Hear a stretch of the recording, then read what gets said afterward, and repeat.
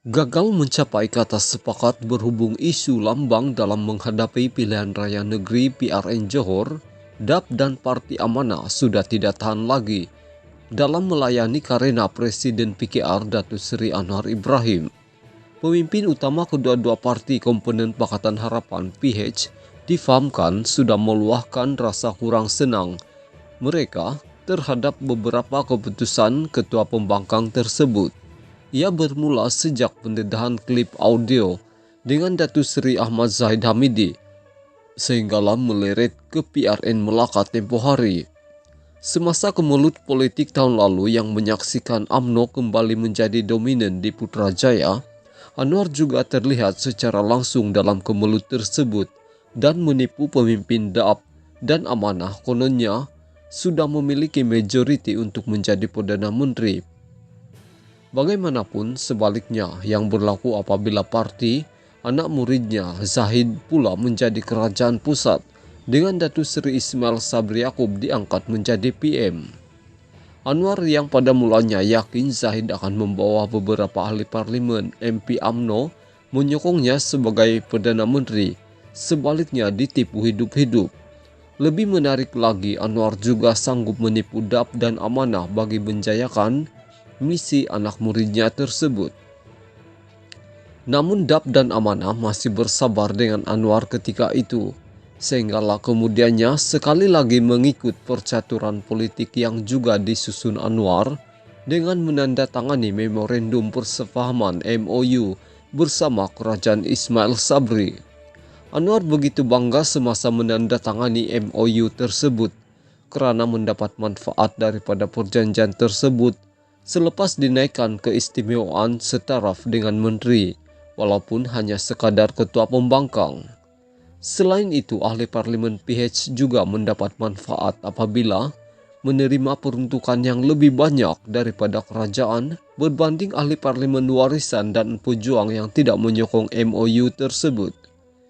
Langkah Anwar itu hanya menguntungkan PH untuk masa pendek. Bagi jangka masa panjang, orang ramai sudah semakin hilang kepercayaan terhadap PH dan mula menunjukkan protes terhadap gabungan tersebut. Sehinggalah terpaksa diadakan PRN Melaka tempo hari. Terbukti rakyat mula menolak PH, sehingga menyaksikan PH khususnya PKR dan Amanah tewas teruk ke tangan UMNO dan Barisan Nasional. Pencapaian teruk PH dalam PRN Melaka juga sebenarnya berpunca daripada Anwar sebagai pencatur utama.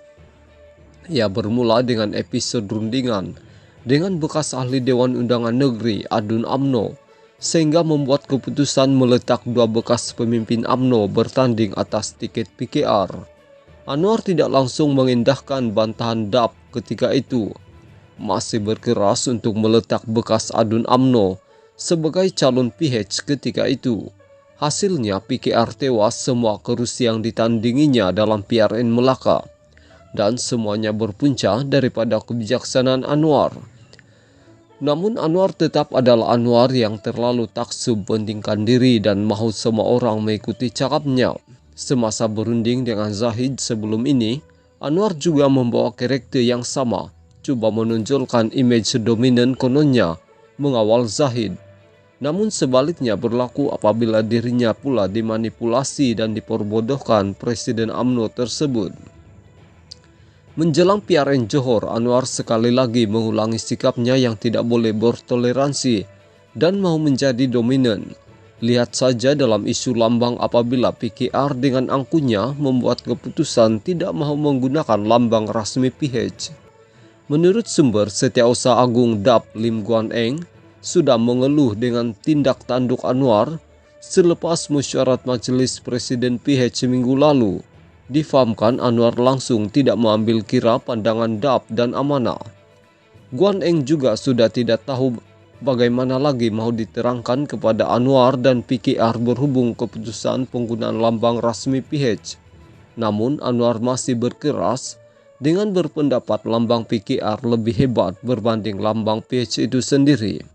Berbeza sama sekali ketika era PH diketuai Tun Dr. Mahathir Mohamad, banyak keputusan bersama dibuat secara muafakat. dan persefahaman antara satu sama lain. Tetapi berbeza semasa era Anwar mengetuai pembangkang, banyak keputusan gagal dicapai secara bersama karena sikap terlalu mementingkan diri dan tamak kuasa. Mungkin selepas PRN Johor, satu keputusan besar bakal dibuat DAP dan Amanah, ia berhubung status Anwar sebagai ketua pembangkang, kata sumber. Susulan tindak tanduk Anwar yang keras kepala dan tidak mempunyai kepemimpinan yang berkaliber, DAP dan Amanah mungkin menimbang untuk mencari calon lain bagi jawatan ketua pembangkang tersebut. Berkemungkinan calon yang sedang dalam kepala DAP dan Amanah kini seorang saja, yaitu Presiden warisan Datuk Seri Sapi Abdal. Anwar mungkin menyadari perkara tersebut, jadi pada masa sama PKR juga perlu mencari alternatif dan pilihan untuk bekerja sama dengan parti lain. Adakah Anwar akan kembali ke pangkuan anak muridnya kembali selepas ini bagi menyelamatkan karier politik?